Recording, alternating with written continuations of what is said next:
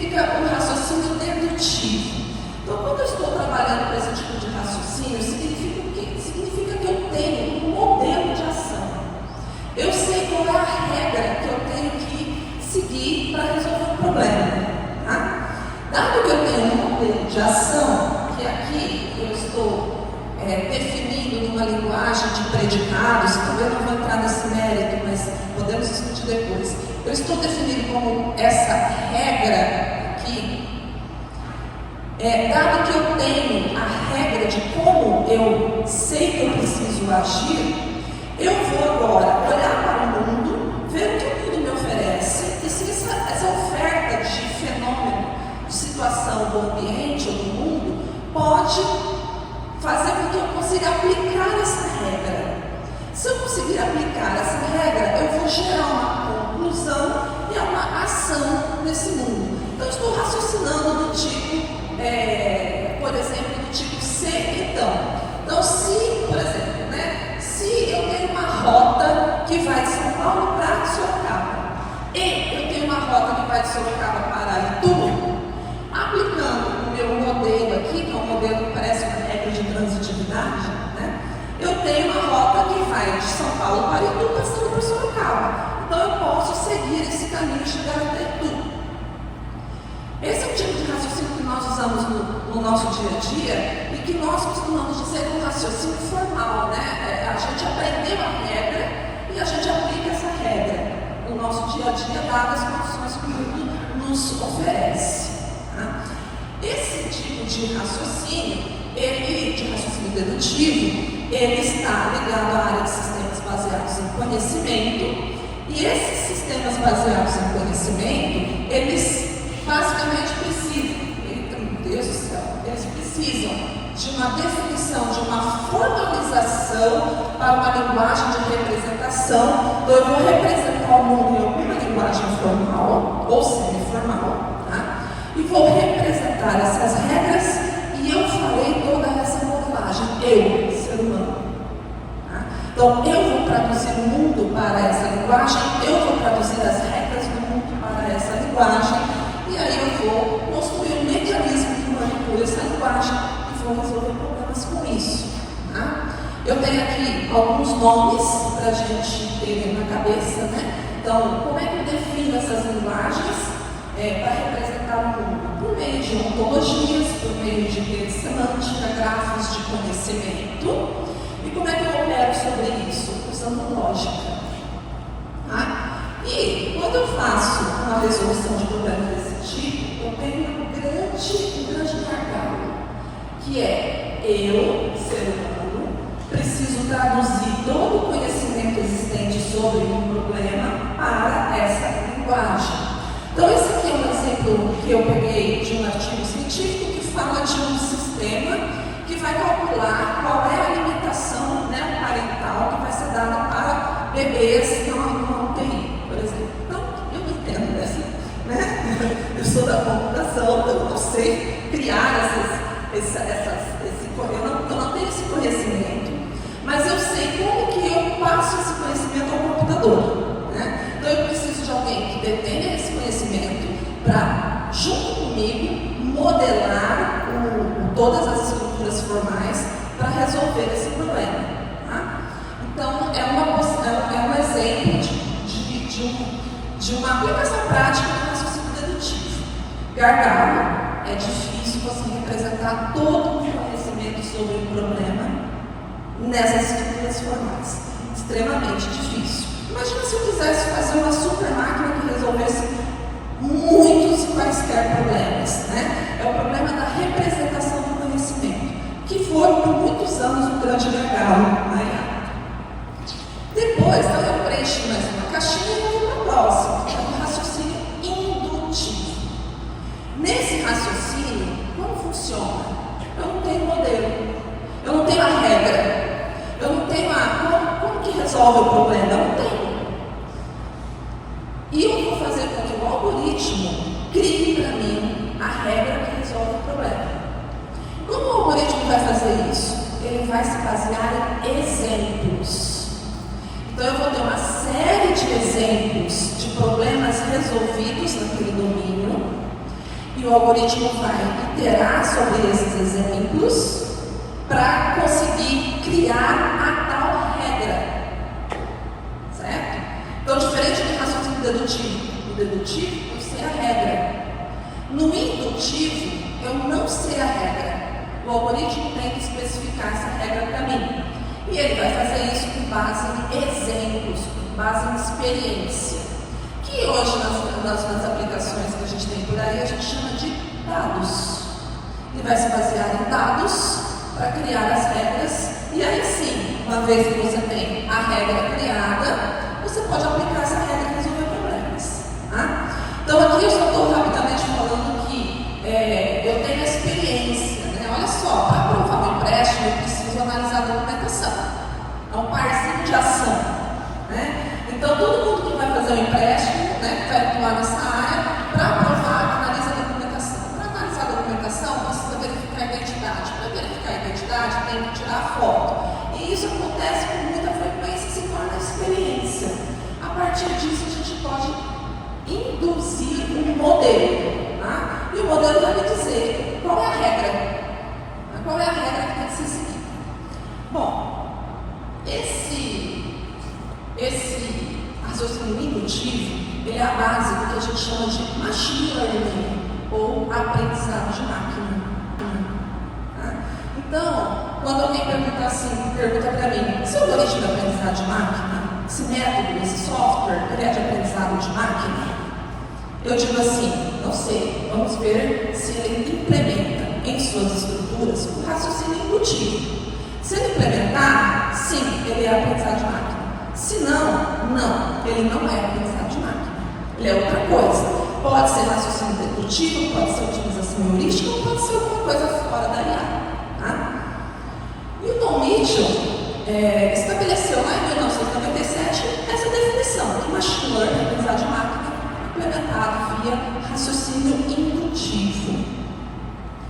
Bom, preenchemos as 3 caixinhas. Só que o raciocínio indutivo ele tem um problema. O problema é que ele é falho. O raciocínio dedutivo, que usa formalização lógica, se nós especificarmos tudo certinho, ele não falha, não dá erro, ele não cria inverdades, ele vai funcionar corretamente. Só que é difícil modelar. O raciocínio indutivo, ele permite que a própria máquina crie um modelo, que é ótimo. Só que ele é falho. Por que ele é falho? Porque ele depende de exemplos. Os exemplos precisam ser uma amostra perfeita do mundo, do fenômeno, né? E os algoritmos em si possuem limitações.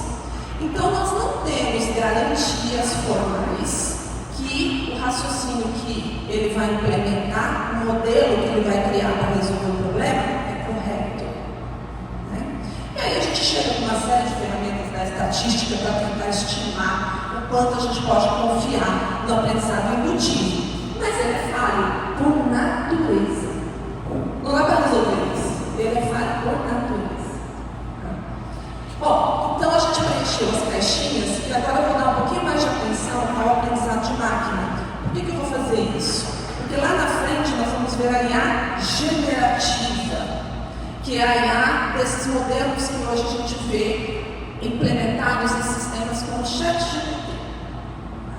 Então tudo isso hoje acontece porque a gente tem a caixinha do raciocínio indutivo na inteligência artificial. Então, exemplificando o aprendizado de máquina, ele é um programa de computador.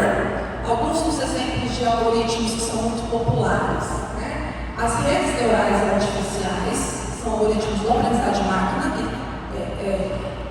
funcionam no princípio do raciocínio indutivo e as árvores de decisão.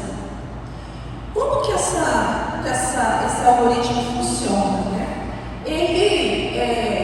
A gente executa esse algoritmo na máquina e vai iterando em cima de experiência, que são os nossos dados, e ele aprende um modelo. Interessante que na primeira vez que você itera, ele já aprende um modelo, só que é um modelo errado, falho.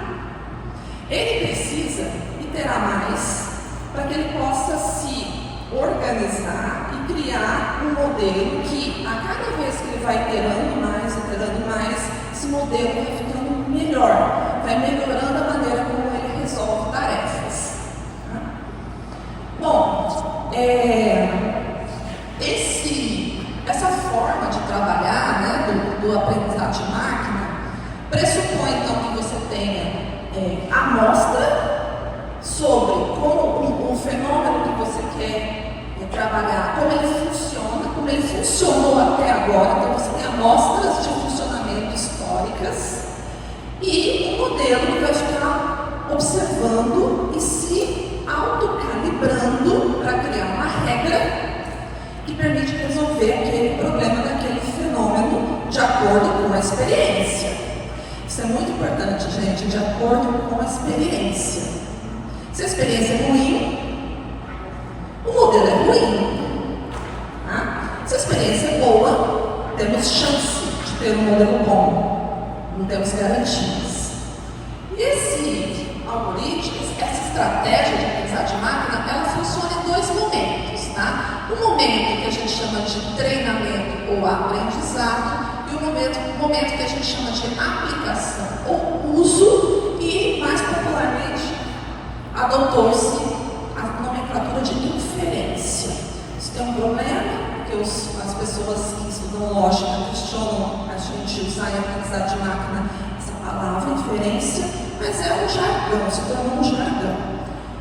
Essa parte de algoritmo de treinamento é esse momento em que a gente tem nosso programa, que é uma rede neural artificial, especialmente preparado para essa função, inspirada na maneira como você trabalha, e ela vai iterar. Então, o que significa isso? O algoritmo vai rodar várias vezes, milhares de vezes, milhões de vezes, olhando para a experiência, para os dados que estão representados computacionalmente de alguma forma.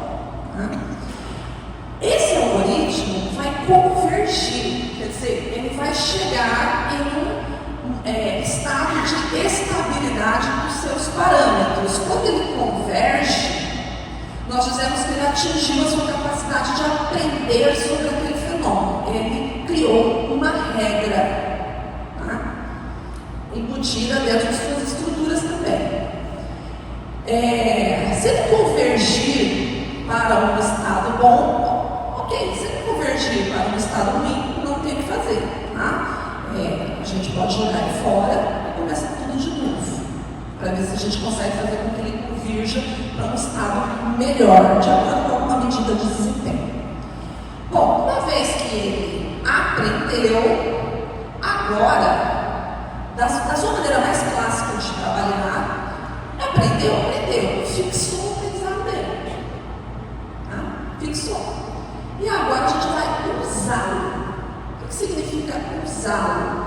Significa que eu vou colocar esse algoritmo em uma situação de mesma natureza daquelas que foram usadas no aprendizado dele. Então, se eu estava, por exemplo, ensinando um algoritmo a fazer uma classificação de tipos de insetos. Então eu passei para ele várias informações sobre insetos, várias descrições sobre insetos e as suas respectivas classificações. Ele conseguiu aprender isso, quer dizer, ele conseguiu mapear. Se tem um corpo de determinado comprimento, se tem asa, essa asa é assim, se tem antena, é um tipo de inseto. Tá? Quando eu vou usar, obviamente que este algoritmo, este modelo treinado só serve para classificar inseto. Eu tenho que passar o tamanho do corpo, o tamanho da antena, o tipo da asa, tudo que eu passei para ele como informação no treinamento, eu tenho que passar agora. Só que agora eu não preciso dizer qual é a classe do inseto, porque o modelo aprendeu isso. Então ele vai dizer, é um inseto X, é um inseto Y. Tá? Então eu estou usando esse modelo. Bom, aí, que bom, né? A gente não tem mais que criar a regra. O algoritmo cria a regra para a gente. O que a gente tem que fazer? A gente tem que passar a experiência para ele, passar um monte de exemplos de insetos para ele. Passa esse monte de exemplos de insetos Esses insetos eu conheço, sei, né, a classe de cada um, vou ensinando uma criança, mas isso aqui é o inseto A, esse aqui é o inseto B, esse aqui é o inseto A, esse aqui é o inseto B. A criança vai aprender, né? Então, eu tenho uma criança na minha mão ali, um algoritmo que é uma criança que não sabe nada, mas que tem as estruturas para aprender, e eu vou dando os exemplos e vai aprendendo. Ah, que bom, então eu não preciso mais eu modelar a regra, eu representar todo o conhecimento, eu só preciso dar os exemplos. Bom, além desse raciocínio ser falho, tem um outro problema. Eu não posso dar esses exemplos de qualquer jeito.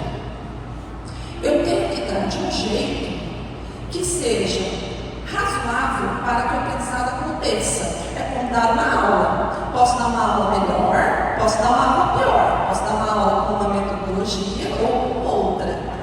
Isso vai favorecer ou não o aprendizado dos alunos. Tá? Aqui é a mesma coisa. O que eu vou passar de descrição desse inseto? Né? Será que é o tamanho da asa, o tamanho do corpo? Será que é alguma outra propriedade física, química? Não sei. O que tem sobre insetos? Biólogo, alguma característica que os biólogos vão saber para mim, vão dizer para mim que são melhores ou piores para diferenciar um inseto do outro. Então, como que faz isso? Para cada problema que eu vou resolver, eu preciso decidir isso. Então, a gente chega aqui no problema da qual é a melhor representação que eu vou usar para o meu algoritmo conseguir computar em cima dessa representação e criar esse tal mágico modelo. Então, eu tenho aqui uma figurinha que é uma figurinha de uma rede neural artificial. Tá? Não nos interessa aqui como ela funciona, mas interessa que essa parte inicial do sistema, que é a entrada dele, só recebe número. Óbvio, né? Eu vou ter que computar com números. Dentro dessa estrutura aqui, eu vou fazer uma série de operações de combinação linear, uma série de mapeamentos lineares ou não lineares, dependendo de como eu faço essa estrutura. Então eu vou fazer conta, é isso que eu vou fazer, um monte de conta. Conta que eu faço com número. Como é que eu transformo, por exemplo, isso aqui é uma imagem de um buraco na rua. Imagina que eu vou treinar um sistema do carro autônomo para ele desviar dos buracos. Então ele vai filmar, né? Vai ter uma câmera filmando, e essa imagem vai ser passada para o algoritmo para ele decidir se tem um buraco ali ou não e o que ele faz. Se ele passa por cima, se ele desvia, o que ele faz. Né? Como é que eu vou pegar essa imagem e mostrar essa imagem para a minha estrutura aqui computacional? Existem várias formas de fazer isso. Uma imagem é um objeto computacional, então ele é número, né? Mas existem várias maneiras de eu tratar a imagem. Eu posso passar a imagem exatamente como ela está aqui, numericamente, não uma matriz de números, mas representando diretamente todas essas características, forma, cor, luminosidade, tudo isso. Ou eu posso processar, aplicar alguns procedimentos matemáticos também, como por exemplo filtros, transformar essa imagem nessa outra e fazer essa outra. Qual é melhor? E tem vários outros jeitos de fazer. Tá? Conforme os problemas vão sendo resolvidos, estudados, as pessoas ou a comunidade vai aprendendo as melhores formas de fazer isso. Tá? Mas sempre é uma decisão. A gente não sabe se é a melhor decisão ou não. Então essa é uma dificuldade do aprendizado de máquina. Só que, com o passar do tempo, bom, teoricamente já se sabia isso, tá? Que é o seguinte: essas estruturas matemáticas, essas operações matemáticas que estão dentro dessas estruturas de redes neurais artificiais, elas têm a função de fazer mapeamentos. Então eu pego um número, passo por uma função e se torna outro número. No conjunto da obra, eu estou pegando vários números, passando pelas funções e criando outro conjunto de números. Nós dizemos que nós estamos mapeando um espaço matemático para outro espaço matemático. Tá? Num espaço eu posso ter mais dificuldade de fazer algum tipo de interpretação, no outro eu posso ter mais facilidade de fazer a interpretação. O ideal é que eu pudesse fazer esses mapeamentos de tal forma que, se essa forma de representar aqui é idealmente a melhor, eu gostaria de não precisar tomar essa decisão, eu gostaria de usar a minha foto, a minha imagem, tal qual ela é, e eu gostaria que o algoritmo, nos seus mapeamentos, tomasse essa decisão de criar a melhor representação. Tá? Bom, o que acontece aqui? Essas estruturas de redes neurais artificiais, elas são capazes de fazer vários mapeamentos seguidos. De um para o outro, do próximo, do próximo, do próximo, um diferente do outro. Então, em teoria, eu poderia usar essa própria estrutura para passar a imagem do buraco da rua tal qual ela é, e essa estrutura vai trabalhando, mapeando, até que ela gera aquela outra imagem, que é a imagem ideal para ela resolver o problema de identificar se aquele é um buraco ou não é um buraco. Tá? Porém, isso é muito caro computacionalmente, porque são muitas operações. Então, embora teoricamente isso fosse possível, isso não tinha praticidade. E para fazer isso também eu preciso, lembra que é raciocínio indutivo. Então eu estou dando uma complexidade maior para o meu algoritmo resolver, porque agora, além de receber os dados, ele ainda tem que decidir como ele trata esses dados. Então eu preciso de muito ensino, muito exercício, muita lista de exercício, muita. Porque ele precisa treinar para ir construindo os melhores mapeamentos.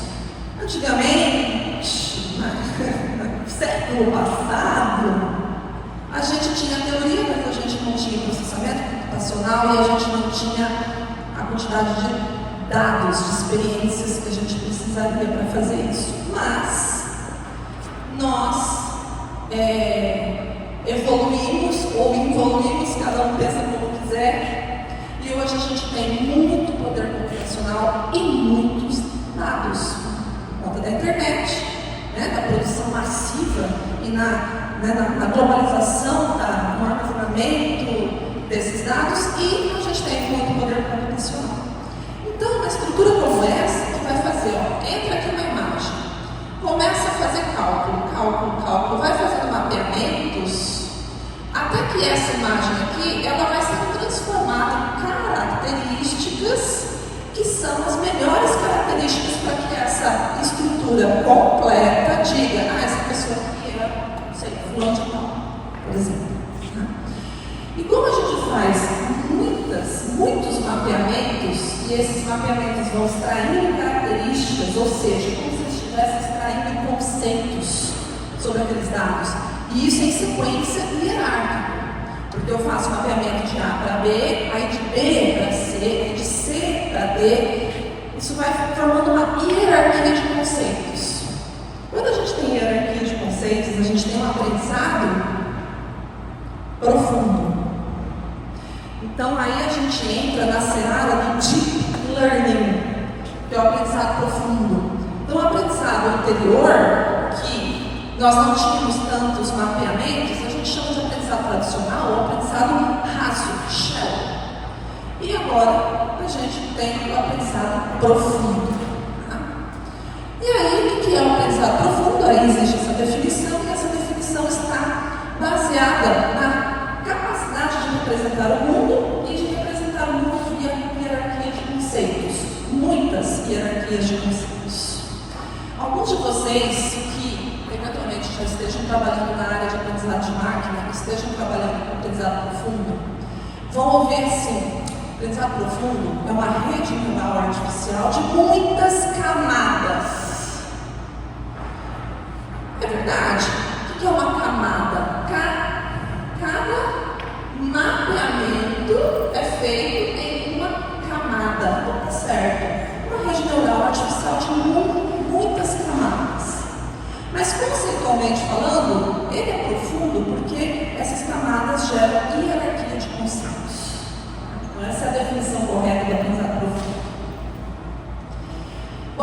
aqui a definição do Development Profile, né, do aprendizado profundo.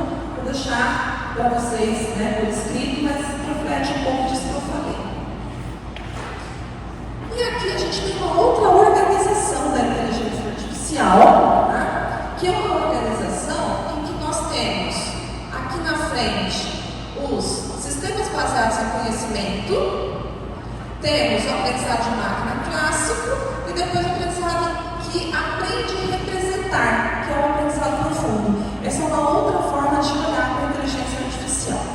Tá? É raciocínio dedutivo e raciocínio indutivo. Primeiro o shallow, depois o profundo. Bom, eu vou deixar isso aqui, para o caso que a gente ter alguma discussão, eu volto para essa figura.